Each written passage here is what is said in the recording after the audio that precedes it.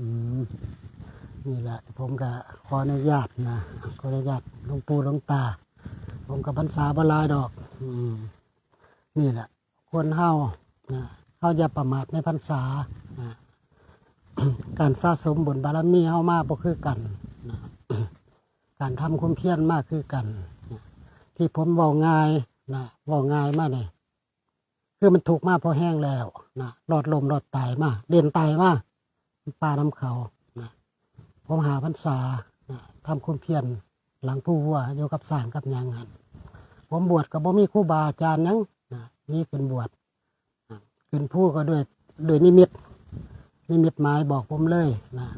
ในจุดนั่นแหละผู้วัวในจุดโศกสร้างนั่นแหละแล้วก็มีสร้างกลุ่มหนึ่งนะคอยต้อนรับผมหาผม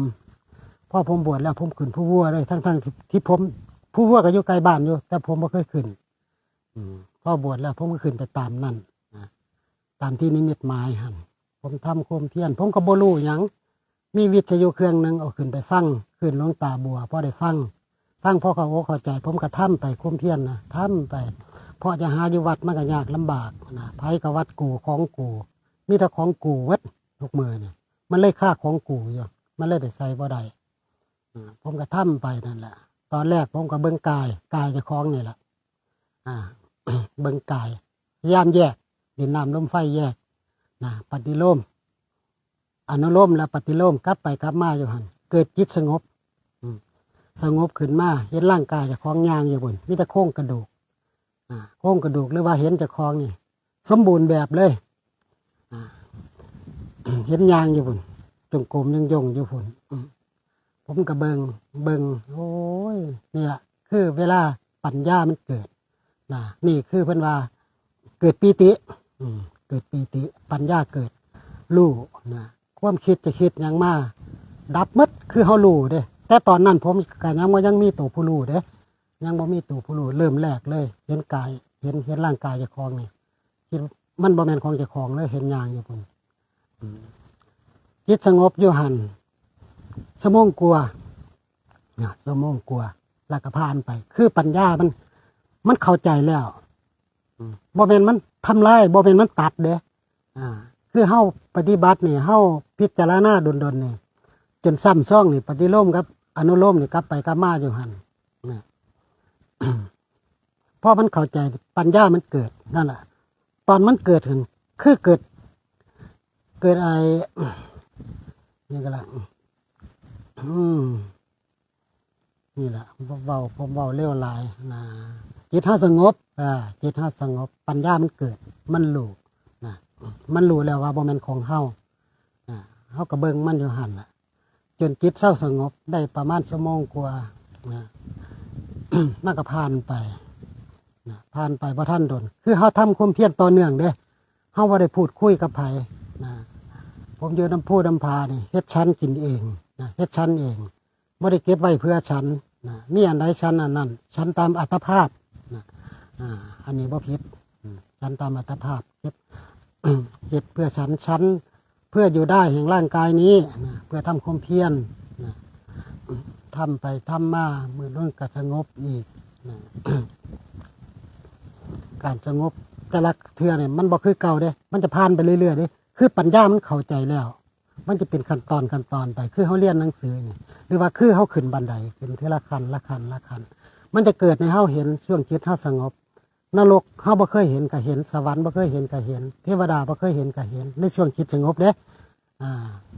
เพราะช่วงนั้นเขาบ่ท่านมีญาณนะเขาบ่ท่านได้ออกนอกโลกเขาบ่ท่านมีญาณคือเขาบ่รู้การทำความเพียรเขาก็ทำไปทั้งที่ก็บ่รู้หยังนะ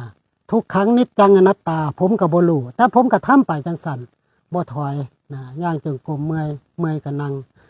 นั่งแล้วก็นอนยืนบ้างนะทำอยู่หั่นนะบ่ว่ากลางเว้นกลางคืนคือเฮาอยู่จังสั่นบ่ได้พูดคุยกับไผน้ำปลาน้ำเขาหั่นมันมีสติตลอดนะมีสติตลอดมันจะทำให้เฮานี่รู้เบิ่งอันใดก็เป็นการพิจารณาหมดในธรรมหมดพอท่านโดนมันก็เกิดอีกจิตสงบนะเห็นในช่างปลูกเลื่อนนะในช่างปลูกเลื่อนในเฮ้าเนี่ยปลูกภพปลูกชาติในเฮ้าเนี่ยอันนี้บ่ดนเพราะผม มันคำเด้อยู่ในถ้ำมันคำก่อนนะผมก็เลยว่า เดี๋ยวเจอกันอีกผมว่าพอผมไปสงน้ำมันผัดค่ายสาจิตสงบมันค่ายก็แล้วไปคือเฮารู้นะ บัดมือล้นกลับมาทำอีกคือเก่าย่างจงกรมส่วนมากผมเนี่ยจิตสงบดลคือย่างผมย่างทำความเพียรผมย่างพอมือล้นมาย่างอีกนะ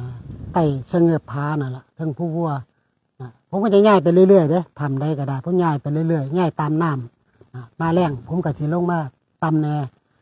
พ่อหน้าฝนผมจะขึ้นกลางผู้นะง่ายไปเรื่อยๆนะอยู่ทำเมียนผมไม่เคยง่ายได้3 ปีทุกซ้ำใดเรื่องตาหาบน้ำผมจนให้น้ำมันหาไก่เด้ไปไกลกับน้ำมันไม่น้ำสะอาดน้ำใสเด้น้ำเน่าน้ำเหม็นน้ำแช่ใบไม้น้ำไอ้ขี่ไม้จิงจอกขี่สร้างนั่นมันสร้างลงเล่นเด้ไปหาบมาเนี่ยจนยืนให้กลางพระลานหินแต่ตอนนั้นเขาก็ยังบ่เห็นถูกเด้บ่เห็นถูกเขาบ่รู้เลยว่าถูกตอนนั้นป่านทำคำเพียรเนี่ยมันย่างจงกรมย่างไปย่างมาเห็นจิตวิญญาณตัวมันพาเวียนว่ายตายเกิดผมซีหนามันเลยบานนี่ยืนซีหนามันเลยมันอีกเป็นตัวหนึ่งเด้เป็นอีกตัวหนึ่งแต่ผู้อื่นบ่สามารถจะเห็นน้ำเฮาช่วงจิตสงบเขาจะเห็นของเฮาเองนั่นแหละเพื่อนนึงว่ามันเป็นปัจจตังผมก็ซีหนามันเลยมึงนี่บ่พากูเวียนว่ายตายเกิดบ่จดจะสิ้นจะเถื่อมันก็บ่ไปใส่มันก็ปรากฏอยู่ทางหน้าตัววิญญาณนั่นวิญญาณของเฮาหันผมก็เลยว่าคือเก่าหันล่ะเดี๋ยวพอมันจะค้ำอีกเด้ส่วนมากมันจะเกิดตอนแรงๆตอนกลางค่ำในเรื่องผู้นะผมก็สีหนามันเดี๋ยวเจอกันอีกให้ส่งน้ำก่อนผมว่าพอผมไปส่งน้ำมันก็ค่ายอีกแต่ก็รู้แล้วแต่เขาจะมาทำความเพียรให้เห็นเขาบ่เห็นเด้เพราะเขาพิจารณาจนมันซ้ำซ้องจนปัญญาเกิดเด้บ่แม่นว่ามันทำลายเด้ตัวปัญญาอันนี้ปัญญาธรรมดาเด้ปัญญาฆ่ากิเลสขั้นต้นขั้นหยาบนี่ขั้นหยาบขั้นกลางนี่ปัญญานี่บ่แม่นมหาสติมหาปัญญาจะทำไปเรื่อยๆบางเทื่อกระท่อคือกันเด้หลวงตา2 เดือน3 เดือนบางเทื่อกระทำคู่มือคือเขาความเพียรหันแต่มันสิห่างได้บาดนี่จิตบ่ค่อยสงบปานใดบางเทื่อท่อได้บาดจิตบ่สงบปานเฮาบ่มีพ่อมีแม่มาทุกข์มายากลำบากบ่เด้มันคิดเด้มันคิดปานเฮาบ่มีพ่อมีแม่มาทุกข์ยากลำบากแท้น้ำป่าน้ำเขาปัดย่างไปย่างมาจิตสงบอีกที่บ้านโพ่งออกมาอีกเห็นอีกทุกสิ่งทุกอย่างมันจะขึ้นไปตามขั้นตอนคือผมเว้านะสิ่งไหนเฮาบ่เคยเห็นก็เห็นนี่แหละที่เฮาเวียนว่ายตายเกิดบ่จบบ่สิ้นจักเทื่อเฮาบวชมาก็บวชมาเพื่อแสวงหาโมกขธรรมเพื่อความหลุดพ้นนั่นแหละทำอยู่หั่นล่ะผม5 พรรษาหลวงตาผมทำความเพียรนะตรงที่ผมนิมิตขึ้นไปนั่นแหละนิมิตว่าบอกผมนั่นแหละกับสร้างนั่นแหละขึ้นแรกผมขึ้นไปทั้งผู้มิตรเนี่ยพอขึ้น2นี่สร้างหมู่บักใหญ่เลย40-50 โตพุ่นมาต้อนรับผมขึ้นในนิมิตเลยที่ผมขึ้นไปหันนั่นแหละในนิมิตก็บอกผมอีกว่าจุดนี่แหละตอนจิตสงบมีแตะพาอรหันต์รุ่นเก่าๆเต็มไปหมดอยู่หลังผู้เพราะยังในช่วงจิตสงบหันมันเตียนหมดเด้มันเรียบหมดอยู่น้ำปลาน้ำเขาก็ตามแต่มันเสมอกันผู้ยืนก็ยืนผู้นั่งก็นั่งผู้ย่างจงกรมก็มีหลายขนาดพระอรหันต์ผมเบิ่งไปเบิ่งมาเห็นผมยังนั่งอยู่กลางหมู่ผู้น้อยๆนั่นแหละแล้วก็แล้วไปจิตก็ค่ายออกบ่สงบผมก็บ่ได้หยังบ่ได้คิดว่าจะปรุงแต่งจะคิดอยากเห็นอีกแน่นอนนี่บ่มีผมก็ทำไปบ่ยึดบ่ถือบ่มีอุปทานทำไปเรื่อยๆโอ้ยเห็นหลายสิ่งหลายอย่างม่วนหลวงตาม่วนการทำมเพียรผมอยู่ผู้เดียวผมนี่ล่ะบ่มีไผนั่นญาติโยมขึ้นไปผมก็ให้ขึ้นไปแต่มือวันพระ15 ค่ำ8 ค่ำผมบ่อยไปเพราะหยังบางเทื่อผมก็มากั้นสร้างให้คือเขาเจ้าขึ้นไปบ่ได้สร้างลัดทางไกล14 กิโลไปกลับจักพายน้ำจักข้าวสารจักเนื้อยืนเนื้อกินขึ้นไปส่งเนี่ยลำบากนี่แหละโยมที่ติดตามผมคือจังสี่ละน้ำตลอด ตั้งแต่ผมเป็นสมมุติสงฆ์นะ นี่แหละก็ยังนำอยู่นี่แหละบุญข้าเจ้ากับมหาศาลแล้วนะบางคนก็บ่เข้าใจนะยากนะคนทุกมือนี่มันขาดศีลขาดธรรมนะบ่ค่อยศึกษานะเข้าวัดเข้าว่าก็เข้าไปเพื่อหาสิ่งตอบแทนทุกมือเนี่ยหาพระหาเจ้าก็ได้มันหายากผู้จะมีศีลมีธรรมญาติโยมก็ได้บ่ว่าแต่ญาติโยมพระเฮาคือกันบวชมาโดยความสนุกสนานบ่ได้บวชมาเพื่อหลุดพ้นแต่ผู้ตั้งอกตั้งใจก็หลุดพ้นอีหลีมันอยู่กันเวลาที่เฮาสร้างบารมีมานะครูบาอาจารย์คือกันบ่ว่าไผนะโลกนี้นะผู้ใดใครควรในธรรมอยู่ปฏิบัติธรรมอยู่โลกนี้ก็บ่ว่างจากพระอรหันต์นะมันก็ยังมีแต่มันหน่อยมันจะวัดขึ้นแต่ละองค์นี่มันลำบากเพราะมันขาดภาพปฏิบัติทุกมือเนี่ยมันบวชมาเพื่อสนุกสนานบ่ได้บวชมาเพื่อวิมุตติหลุดพ้นบ่ค่อยศึกษากันทุกมือเนี่ยมันก็ได้มียากแต่ก็มีนะแต่มันหน่อยนะมันเริ่มหน่อยไปเบาบางไปครูบาอาจารย์ผู้เพิ่นเฒ่าเพิ่นแก่เพิ่นก็ดับขันเพิ่นก็เข้านิพพานไปผู้จะเอาวัดขึ้นก็แสนยากลำบากเพราะมันบ่กล้าปฏิบัติมันย่านตายมันอยู่โดยความสนุกสนานในความเพลิดเพลินพระเฮาทุกมื้อนี่จะแสวงหาโมฆะธรรมนี่ยากคือมันมองเห็นเลยผู้ใดตั้งอกตั้งใจก็หลุดพ้นอีหลีครูบาอาจารย์ที่เพิ่นวิมุตติหลุดพ้นเพิ่นก็บ่ได้ประเสริฐเลิศเลอมาจากไสเพิ่นก็ขึ้นจากตุ่มจากของเน่าของเหม็นนี่แหละที่เพิ่นมาบวชก็ได้เพิ่นบ่ได้ประเสริฐเลิศเลอมาจากไสก็พอเพิ่นมาบวชแล้วเพิ่นก็ค่อยคัดเก่ากิเลสมุ่งมั่นต่ออัตต่อธรรมนะคิดถึงคำของพระพุทธเจ้ามาอยู่เรื่อยนะเพิ่นก็ทำไปมันก็เห็นไปปล่อยไปละไปนี่แหละการละกิเลสตัณหาอุปาทานนี่คือเฮาเว้าเอาบ่ได้เด้น้องตาเฮาเว้าเอาบ่ได้ของพวกนี้มันต้องอยู่ที่ตัวปัญญาตัวปัญญามันเข้าใจนั่นล่ะเวลาจิตสงบตัวปัญญาเฮาก็เข้าใจนั่นล่ะมันถึงผ่านงั้นเฮาจะคิดขึ้นมากับบ่มีให้เฮาปรุงแต่งขึ้นมาบ่มีคือมันผ่านไปเลยนั่นล่ะคือการปล่อยวางบ่แม่นว่าเฮาสิคิดเอาการปล่อยวางนี่คิดเอามันบ่แม่นตัวปัญญาความคิดคือเฮาคิดเอามานี่คือมันเป็นเฮามาตั้งอยู่ในสติ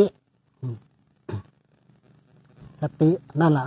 เฮาคิดตัวใดเฮาคิดเอามาพิจารณานั่นล่ะเฮาจดจ้องอยู่ตัวนั้นล่ะนั่นล่ะเฮาคือเฮาบ่ขาดสติเฮาทำอยู่หั่น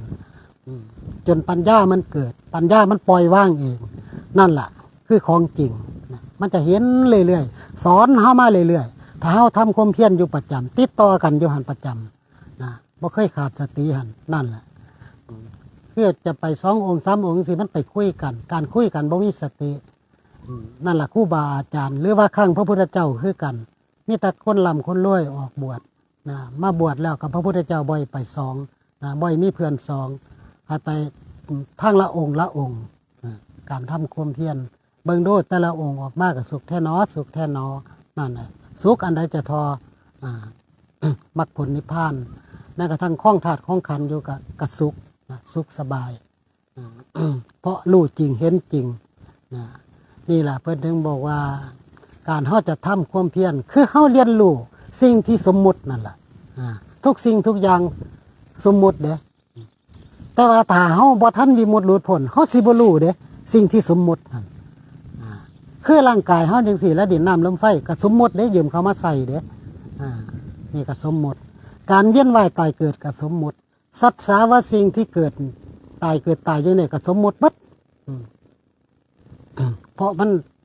ก็ต้องกลับมาเวียนว่ายตายเกิดอีกเด้หมุนเวียนกันนี่อยู่นี่แหละในวัฏฏะละยามใดถ้าเฮาบ่เร่งรัดขัดเกลาคือปฏิบัติตามคำสอนของพระพุทธเจ้าเฮาก็สิบ่พ้นทุกข์เฮาก็ต้องกลับมาเวียนว่ายตายเกิดอยู่ถึงจะไปเป็นเทวดาก็ตามเมื่อหมดอำนาจของบุญก็ต้องกลับมาเวียนว่ายตายเกิดอีก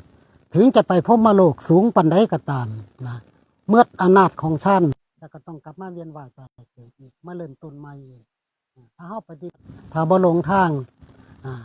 เฮาสิขึ้นตั้งแต่ที่โสดาบันที่อริยบุคคลขึ้นไปนี่4คู่8บุรุษอันนี้คือปลอดภัย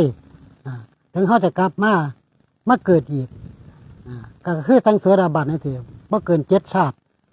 สิหรือ3ชาติจังซี่อยู่กับความเพียรของเฮามีแต่ขึ้นหน้าเรื่อยๆคือมันออกคนละทางเด้ทางสวรรค์ขึ้นพรหมโลกนี่อีกทางหนึ่งทางซ้ายมือเฮาทางนิพพานสิออกขวามือขึ้นไปตั้งแต่โสดาบันขึ้นไปเนี่ยแต่ตอนเฮาทำความเพียรเนี่ยจนฮอดไอ้อรหันตมรรคอรหันตผลนี่เฮายังบ่รู้เด้เฮายังมองบ่เห็นเด้เพราะเฮายังอยู่ในโลกอยู่แต่มันจะข้ามออกนอกแล้วอรหันตผลนี่นั่น ตอนนั้นเขาก็ยังมองบ่เห็นว่าการเวียนว่ายตายเกิดเฮานี่ยังบ่ทันจบบ่ทันสิ้นเด้เฮาก็ยังบ่รู้อีกเด้สิ่งที่สมมุติหั่นเฮามองบ่เห็นเลยเพราะมันละเอียดนี่คือเป็นธรรมละเอียดที่สุดแล้วพอก้าวขึ้นอรหันตผลแล้วนั่นล่ะปัญญามหาสติมหาปัญญามันเกิดบาดนี่คือขั้นตอนสุดท้ายเลยเด้ขั้นตอนที่จะรู้อวิชชารากเหง้าอวิชชาจะรู้จิตวิญญาณจะรู้โตผู้รู้3ตัวนี่ตัวเดียวกันโตผู้รู้นี่นั่นแหละการทำความเพียรเฮาต้องให้มีโตผู้รู้ถ้าบ่มีโตผู้รู้เฮาสิบ่รู้บัดสุดท้ายเฮาสิดับโตผู้รู้นั่นล่ะดับรากเหง้าอวิชชานั่นแหละดับวิญญาณนั่นแหละคือพาเฮามันหลงทางติดสมาธิติดฌานนี่คือมันไปพรหมโลกเด้คือเพิ่นบ่ดับวิญญาณเด้แม่นบอกหลวงตาว่าไปพรหมโลกนี่บ่ดับวิญญาณเด้นั่นแหละเพิ่นติดฌานคำว่าติดฌานอยู่ในองค์สมาธิมันก็มีความสุขเด้มันก็มีหลายองค์ในประเทศไทยเฮาก็นี่ติดฌานติดสมาธิคือผมถึงบอกว่ามันบ่ปลอดภัยเมื่ออำนาจของชั้นก็ต้องกลับมาเวียนว่ายตายเกิดอีกคือบ่ดับวิญญาณคือเฮาวิมุตติหลุดพ้นนี่โลกุตละธรรมนี่โลกุตละพระพุทธเจ้านี่คือเฮาออกทั้งขัวนี่อันนี้คือดับวิญญาณเด้ดับตัวผู้รู้ดับรากเหง้าอวิชชาเนี่ยมันต่างกันเพิ่นถึงบ่ได้กลับมาเวียนว่ายตายเกิดอีกเฮาสิมองเห็นผู้อื่นสิบ่เห็นน้ำเฮานะแต่ว่าการที่ผมเว้าง่ายก็มันทุกข์ยากลำบากมาเด่นตายมาพอแห้งแล้วนี่แหละก็เลยเว้าง่ายบางพระบางองค์บางครูบาอาจารย์หลวงปู่หลวงตาเพิ่นสิบ่ค่อยเชื่อเพราะอันหยังเขาเจ้ามองบ่เห็นนี่แหละผมถึงบอกว่าหรือญาติโยมหรือพระอยากให้มีญาณเด้ตลอดญาณยังรู้มันถึงบ่ประมาทคือมีญาณแล้วมันจะมองเห็นนรกมีจริงสวรรค์มีจริงมันก็มีอยู่แล้วถ้าเฮาพิจารณาเบิ่งแล้วคือนรกเขาก็มีของเขาอยู่แล้วสวรรค์เขาก็มีของเขาอยู่แล้วพรหมโลกเขาก็มีของเขาอยู่แล้วนิพพานเขาก็มีของเขาอยู่แล้วคือกันกับดวงจันทร์ดวงตะเว้นเนี่ยเขาจำความได้เกิดมาเขาก็มองเห็นโลดดวงจันทร์ดวงตะเว้นเขาก็มีของเขาอยู่แล้วนั่นแหละนรกสวรรค์เขาก็มีของเขาอยู่แล้วผู้จะมองเห็นคือวิมุตติหลุดพ้นเท่านั้นถึงจะมองเห็น3ไตรโลกธาตุนี่บ่มีอำนาจได้จะปิดบังเพิ่นใด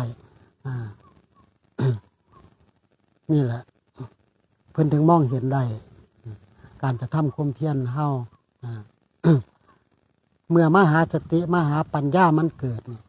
ตอนแรกมันสิดับจิตก่อนเด้เฮาหาจิตก่อนเด้จิตไปอยู่ไสนี่เฮาสิค้นคว้าหาเลยคือมหาปัญญาเด้มหาสติมันก็จดจ่อเด้เฮานั่งอยู่เนี่ยเฮาทำความเพียรนี่หรือย่างจงกรมเนี่ยเฮาสิบ่รู้ได้ว่าเฮามีโตมีตนเฮาสิบ่รู้เลยมหาสติมหาปัญญาเขาสิค้นคว้าทำงานของเขาเองคือไอ้กิเลสตัวน้อยใหญ่นี่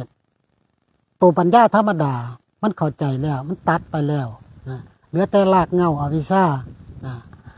กับทุกข์เท่านั้นนี่เป็นหน้าที่ของมหาสติมหาปัญญาขั้นตอนสุดท้ายนี่ วันนี้ผมเบาเลยผมบ่ปิดบังกับผม มาทางนี้ปฏิบัติทางนี้ก่อนจะออกนอกโลกได้หันเขาต้องดับวิญญาณแต่ทุกข์นี่ดับบ่ได้เด้ทุกข์บ่ได้ดับทุกข์เด้ทุกข์ดับบ่ได้เด้บ่ได้ดับทุกข์ตอนแรกเขาสิดับจิตก่อนจิตเขาสิหาแต่เขาบ่อันนั้นดอกมหาสติมหาปัญญาเขาสิค้นคว้าเองว่าจิตอยู่ใส่นะหาจังใดก็บ่เห็นเพราะมันเป็นสภาวะแค่เฮารับรู้ซื่อๆมันบ่มีตัวมีตนพอหาจังใดก็บ่เห็นแล้วตัวปัญญามันสิน้อมเข้าไตรลักษณ์เองนะทุกครั้งนิจจังอนัตตานี่อนัตตานี่มันสิน้อมเข้าหาไตรลักษณ์เลยว่าบ่มีตัวมีตนขาดสะบั้นไปเลยจิตนิดหาบ่เห็นเลยผมจนว่าผมนั่งอยู่นี่จิตไปใส่นอว่าท่านแต่มันคิดของมันเองเด้จิตไปใส่นอบาทนี่หาแล้วบาทนี่หาจังไดมันก็บ่มีเหรอเด้คือตัวปัญญามันตัดเลยเด้มันเข้าใจเลยเด้โดนเติบบ้าหาจังไดก็บ่เห็นแล้วมันสิไปลี่อยู่หูอยู่ตาอยู่ลมหายใจจิตใส่ในร่างกายนี่บ่มีจิตหันคือมันติดตำลายไปแล้วมันเข้าใจแล้วบาดนี้ในเมื่อหาบ่เห็นแล้วน้อมเข้าสู่ตัวผู้รู้บาดนี้ตัวผู้รู้เป็นไผอยากรู้ตัวผู้รู้บาดนี้ตัวผู้รู้นี่มันจะไล่มาเลยตัวผู้รู้วิญญาณอวิชชาหลากเงาของมันนั่นแหละมาที่คนขั้วเลยพิจารณาเลยของพวกนี้กับของพระเวียนว่ายตายเกิดคือวิญญาณนี่ในเมื่อเฮาโบพ้นทุกมันก็ต้องกลับมาเวียนว่ายตายเกิดอีกเบิ่งมันแหละพิจารณามันแหละตัวปัญญามหาปัญญาพิจารณาพิจารณาเบิ่งคักแล้วมันมีตัวมีตนคือกันมันน้อมเข้าสู่ไตรลักษณ์เลยครับพอน้อมเข้าสู่ไตรลักษณ์ขาดสะบั้นเลยครับนิดบ่มีหยังเลยบาดนี่ความคิดความอ่านหยังก็บ่มีเฮาสินั่งเป็นขึ้นก็บ่เจ็บบ่ปวดบ่เป็นหยังบ่มีหยังโล่งนั่นล่ะครับพอผมมองขึ้นท้องฟ้ามีแต่ละพาละหันครับมาต้อนรับมาต้อนรับผมแต่ตอนนั้นยังอยู่ในโลกอยู่เด้ผมยังอยู่ในโลกอยู่บ่ทันออกนอกโลกเด้แต่ดับรากเหง้าอวิชชาแล้วขาดสะบั้นออกจากจิตจากใจแล้วแต่ยังอยู่ในโลกอยู่มองขึ้นท้องฟ้ามีแต่พาละหันผู้นอนก็นอนผู้นั่งก็นั่งผู้ยืนจงกรมก็ยืนลอยหอเต็มไปเบิดเป็นชั่วโมง2 ชั่วโมงผมก็ไม่ได้สนใจคือมันบ่มีความคิดเข้ามาอ่านอย่างเลยเพียงอย่างเลยว่างปึ๊ดใสสว่างเลยนะในร่างกายเขานี่ใสสว่างเลย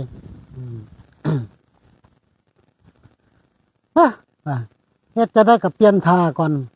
มันบ่มีอย่างใดความคิดบ่มีหักเปลี่ยนของเขาเองเปลี่ยนของเขาเองนอนก็บ่มีหยังคือรับตาเฮาก็บ่เห็นเด้พระอรหันต์ที่มาต้อนรับคือรับตาแล้วนำมันโดนแล้วนะพอเบิ่งนาฬิกาว่ามัน2-3 ชั่วโมงหมดแค่นั่งแป๊บเดียวเนี่ยคณะจิตมันก็แป๊บเดียวเด้แป๊บเดียวคณะจิตมันตัดเนี่ยผมตัด3 เทื่อพ่อเทื่อที่3นี่พ่อบัดนี้ลุกขึ้นมาเต้นมาจะเข้าทางจงกรมผมกับม้วนยาสูบผมทำความเพียรในยังก็แล้วแต่นอกจากนั่งผมสิบ่สูบยาย่างจงกรมนี่ขาดบ่ได้การย่างจงกรมเนี่ยพอผมพันสูบยาต่อแล้วผมก็ย่างเลยย่างใน3 ก้าวครับทุกเลยบาทนี่ทุกลังมาตั้งแต่ทำความเพียรตั้งแต่มือออกบวชบ่แม่นทุกเกิดทุกตายเด้อันนี้เขามองบ่เห็นนี่ทุกเขาทำความเพียรนี่ตั้งแต่ทำความเพียรมา5 พรรษาผมทำความเพียรนะบ่เคยยกเว้นไข่ผมก็ยังทำเนี่ยการไข่ของผมไข่นัก2 เทื่อไข่เทื่อแรกนี่พวกเพศคือคนท่านมารักษาผมนี่20 กว่าคนมีแต่ผู้หญิงใส่ชุดขาวสะอาดงามคือกันหมดทอกันหมดมารักษาผมเนี่ยบอกผมเลยอาจารย์ผมมาที่นอนในตอนแรกผมย่างเด้ย่างนี่เมื่อยหลายเพราะมันไข่เด้บ่ไหวแล้วก็เลยว่าตอนนั้นหันคือย้อนกลับขึ้นมาครับ ตอนผมไข่ก่อน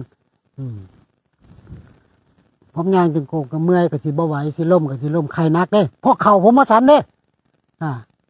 ตอนแรกตั้งจิตเลยว่า7 มื้อสิบ่สันผมบ่สันคือบ่สันโอนตีนก็บ่สันแต่สันกาแฟกับน้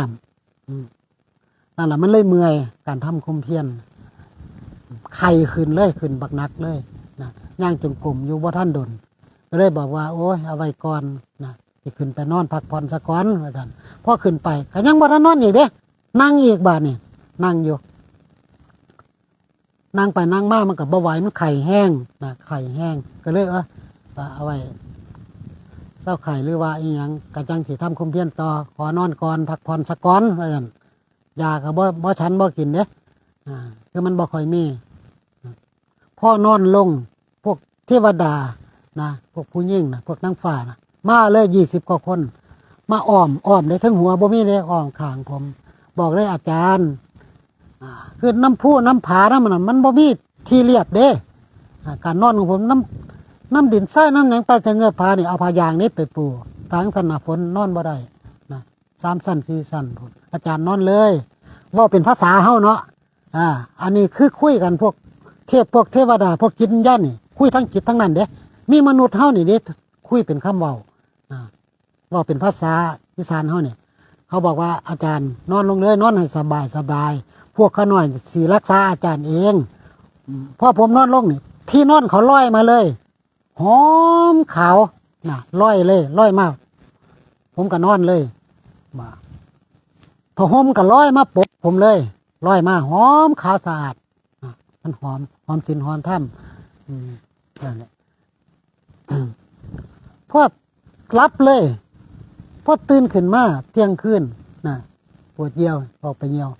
กลับมาก็ยังอยู่คือเก่าเขายังเฝ้าผมอยู่หันล่ะ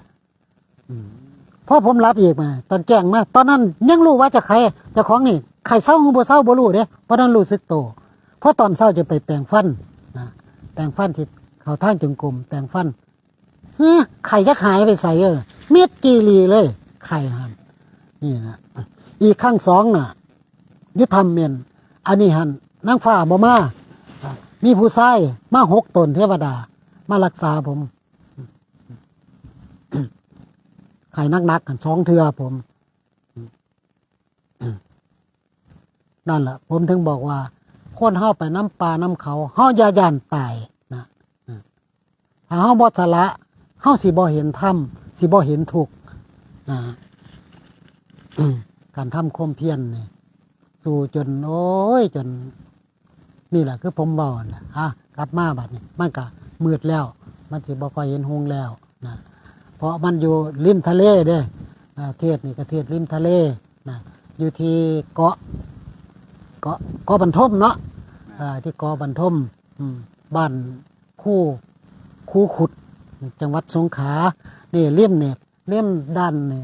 ด้านหลังด้านหยังนี่มีแต่ทะเลทั้งนั้นเกาะกลางน้ำถ้าบ่มีเรือสัญจรไปบิณฑบาตไปบ่ได้คือบ่มีถนนหนทางมาย้อนเข้ามานี่แหละตอนจะวิมุตติหลุดพ้นนี่แหละคือผมบอกทุกข์นี่แหละทุกข์จนเริ่มแรกเขาทำความเพียรมือเขามาบวชทำความเพียรเลยคือผมมาบวชผมกระทำเลยย่างจงกรมบ่รู้ละบ่มีครูบาอาจารย์เลยอาศัยฟังในวิทยุนั่นแหละพ่อเข้าใจกระดับไว้กระทำความเพียรนั่นแหละถูกลังมาตั้งแต่เริ่มปฏิบัติจนฮอดปัจจุบันจะคล้องยืนไห้หาบน้ำยืนไห้ยังเห็นมัดจนปั๊บฮอดปัจจุบันที่เขายืนอยู่นี่ทุกขันพอฮอดปัจจุบันปุ๊บบ่ท่านดนคณะจิตจัดขาดสะบั้นเลยครับทะลุเลยบาดนี่ครับทะลุอยู่เหนือโลกเลยนั่นล่ะถึงบอกว่าผู้ใดเห็นธรรมผู้นั้นเห็นเราสถาคตครับเห็นเลยแล้วก็อีกอันหนึ่งมันจิบมันนึกถึงว่าในโลกนี้ผู้ใดใครควรในธรรมอยู่ปฏิบัติธรรมอยู่โลกนี้ก็ไม่ว่างจากพระอรหันต์เลยมีแค่2 ค่ำครับพอวิมุตติหลุดพ้นมองไปพระพุทธเจ้านี่โอ้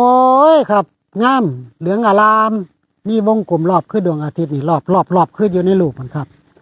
แล้วก็บ่ได้ทูลถามพระพุทธเจ้าอีกว่าผมวิมุตติแล้วบ่จังซั่นจังซี่บ่มีแนวเว้าเลยครับ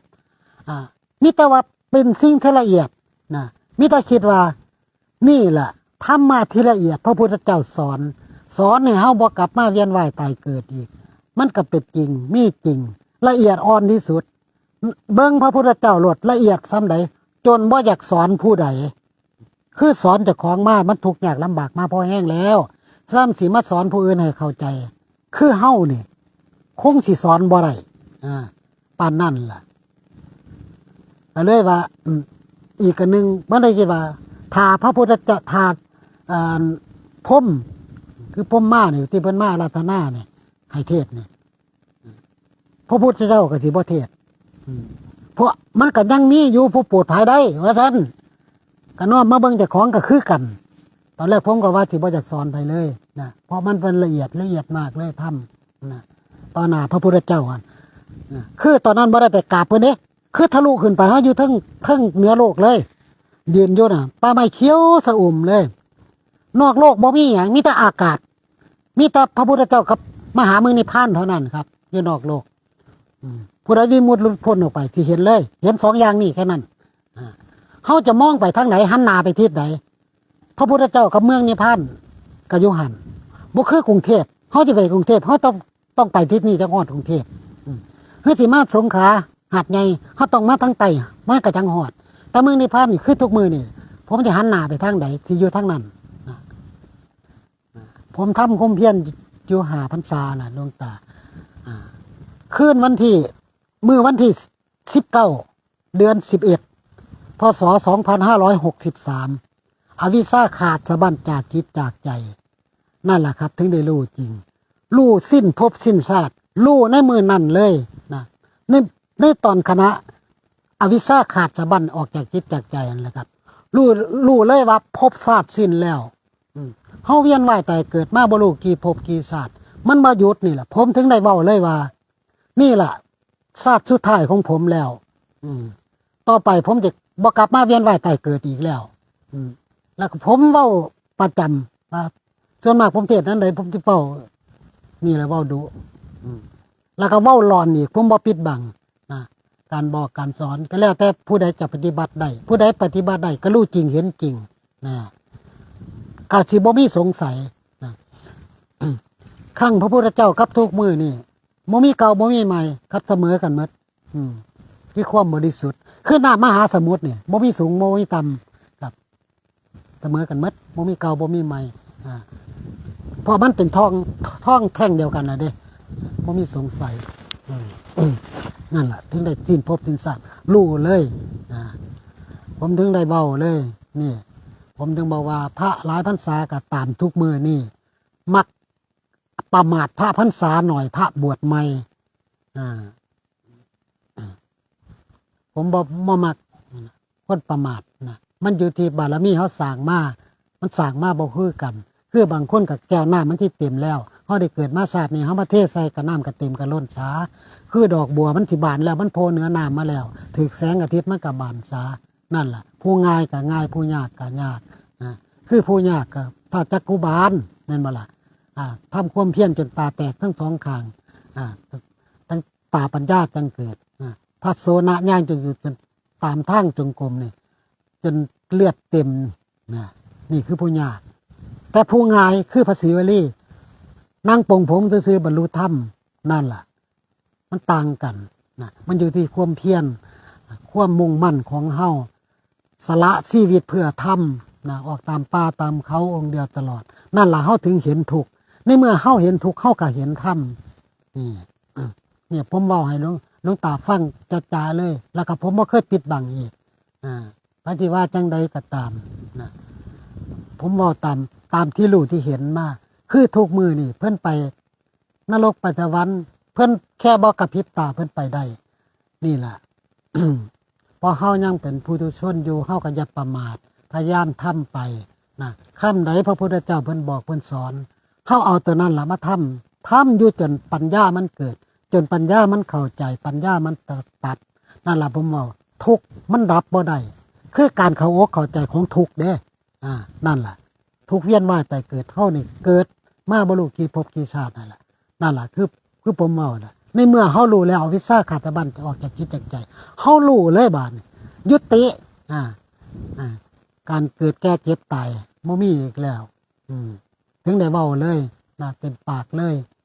นี่แหละผมยังบอกว่าชาติสุดท้ายของผมแล้วยังบ่ทันถึงเวลาแต่เดี๋ยวนี้ผมตั้งแต่มื้อนั้น63มาพศ2563ผมก็คล้องความบริสุทธิ์มานี่แหละพรรษา5ผมก็บ่ได้หลายพรรษาเพิ่ง10พรรษาแต่ผมทำความเพียร5พรรษานี่แหละคนเฮาถึงบอกว่าสร้างมาบ่คือกัน ถึงผมถึงบอกว่า นี่เมื่อวิมุตติหลุดพ้นแล้วมันก็บ่มีหยังมาเว้ามาว่าที่ผมเว้านี่ให้หลวงตาฟังหรือว่าให้ไอ้ พระสงฆ์องค์เจ้าเฮาฟังนี่คือยกเอาสิ่งที่สมมุติได้มาเว้าถ้าเฮาบ่เว้าเป็นสิ่งที่สมมุติข้าเจ้าก็บ่รู้ว่านิพพานโลกุตตรธรรมมันเป็นจังไดนอกโลกเป็นจังไดนรกเป็นจังไดสวรรค์เป็นจังไดคนเฮาสิบ่รู้เด้เพราะคนนั้นบ่ทันมีญาณยังรู้เพิ่นก็เลยเอามาเว้ามาสอนมาบอกจังซี่ล่ะคือยกเป็นสมมุติได้ขึ้นมาแต่นิพพานจริงๆแล้วบ่มีหยังนั่นล่ะถึงบอกว่ามันว่าง ถึงบอกว่าบ่อยากบอกสอนผู้ใดมันยากนะมันก็ยังมีอยู่ผู้เข้าอกเข้าใจ ผู้สนใจนะเพื่อหลุดพ้นนะเฮาบวชเข้ามาก็เพื่อหยังนะเพื่อหลุดพ้นนั่นล่ะหลุดคำว่าหลุดพ้นหลุดออกไปไสหลุดออกนอกโลกแต่พรหมโลกสวรรค์นรกในเมืองมนุษย์นี่มันยังอยู่ในโลกอยู่ยังอยู่ในโรงละครโรงใหญ่อยู่สร้างละครอยู่คือไก่อยู่ในซุ้มเขาขังไว้อยู่เขาออกบ่ได้นี่เฮามาบวชมาทำความเพียรนี่มาศึกษาธรรมปฏิบัติธรรมนี่เพื่อออกนอกโลกนี่แหละเพื่อหลุดพ้นนะในเมื่อตั้งอกตั้งใจแล้วนะก็ขอให้บุญกุศลนะทรงหลวงปู่หลวงตาจันที่บวชมาตั้งอกตั้งใจนะให้ถึงมรรคผลนิพพานนะทุกองค์ทุกท่านที่นะจ๊ะทุก